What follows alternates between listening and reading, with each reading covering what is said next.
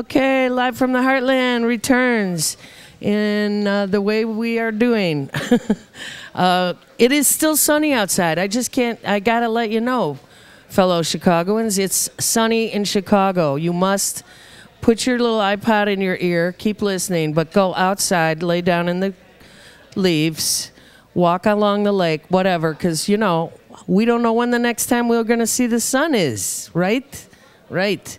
All right, you're listening Live from the Heartland. This is Katy Hogan, and I am facing a familiar face here and a hardworking one. Tracy Siska, welcome back to Live from the Heartland. Thanks for having me, Katy. You are the executive director of Chicago Justic Project, and you've been doing that for how long now? About 3 years. 3 years. What happened this week?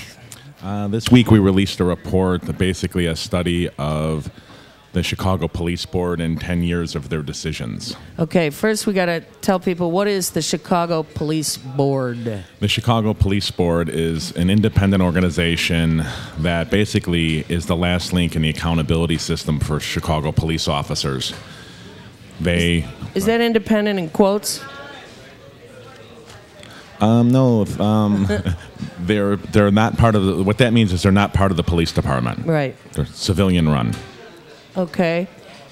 So the Chicago Police Board does not necessarily answer to either the police or the public? Yeah, technically they don't answer to the police, and they're really accountable on paper to the city council. City council. Okay. Yes. So what did their report tell you? Just to give people a little background, yes, when a citizen or an officer files a complaint against an officer within the department, it is investigated either by the Independent Police Review Authority or Internal Affairs, and that's the first level of oversight. 95% of those complaints filed are never sustained, which means they never prove the case, so they stop there. The next 5%, the remaining 5%, go through a command channel review in the department and wind up with the superintendent, and then he has to sign off on the discipline.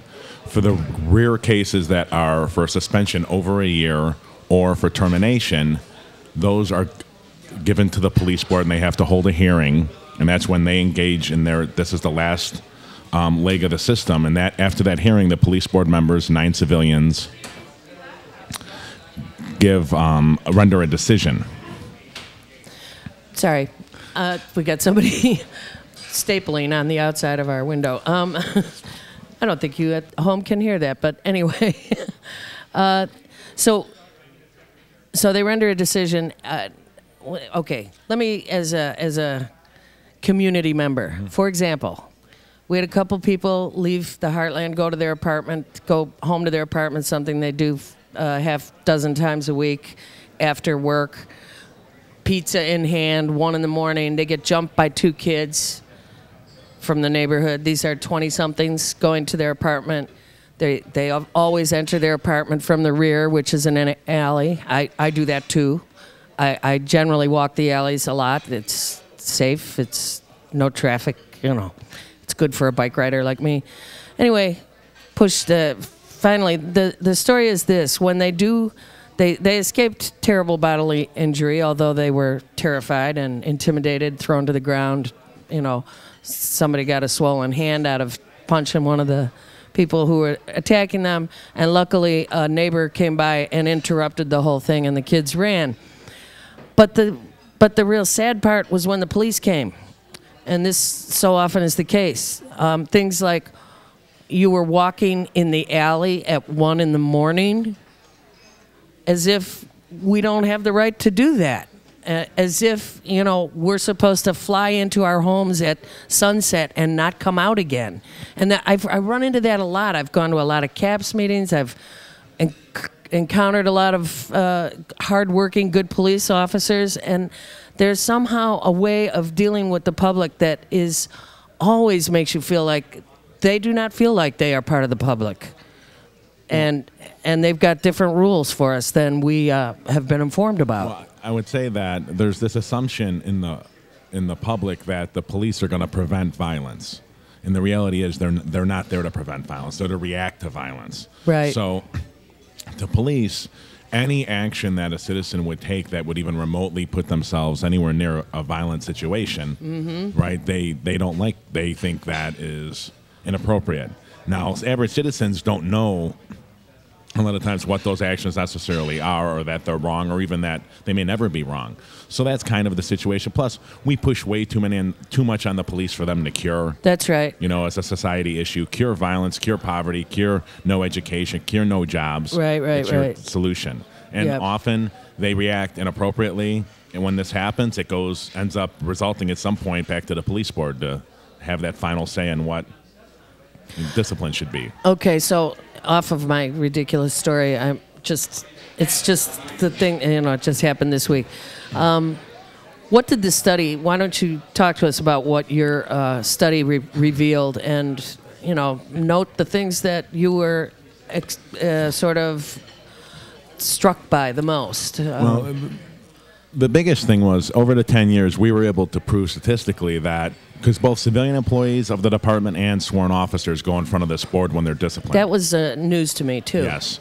So 73% of the time, well, let me back up. The superintendent makes a recommendation when he sends the case to the police board. He makes a recommendation for discipline. So 73% of the time, the board upholds the recommendation for discipline when it's a civilian employee. But when it's a sworn member, it's only 37% of the time. And that's over the course of a decade. So if you look at that number, what that means is 2/3 of the time, basically, the police board is retaining the jobs, just suspending or returning to duty officers, not terminating them. Officers the department has wanted fired. Mm-hmm. And one of those officers is, he's pretty famous now. He's in federal prison, but it's William Cozy, who encountered a rather loud, obnoxious, elderly black man who was drunk, who was in a wheelchair in a hospital. Cozy went to his car, got a blackjack and 2 pairs of cuffs, and cuffed the man to the wheelchair with his blackjack, beat him in the head 10 times, and this was all caught on video. Of course, the department wanted him fired, but unfortunately, the police board overruled that and only suspended him. Wow. How did he wind up in prison then? He wound up in prison, oddly enough, because his suspension was about to run out right after Jody Weiss took office as the new superintendent. And Jody Weiss was brought in around a controversy, and the department's bad, and they're all abusive. And Jody Weiss he was an ex-FBI agent. He wasn't about to have this Cozy guy come back to the force right after he took office. Right. So he called the federal authorities and asked them to investigate Cozy for civil rights violations. So the feds indicted him, charged him, and then through a plea deal, I think he spends 3 or 4 years in federal prison.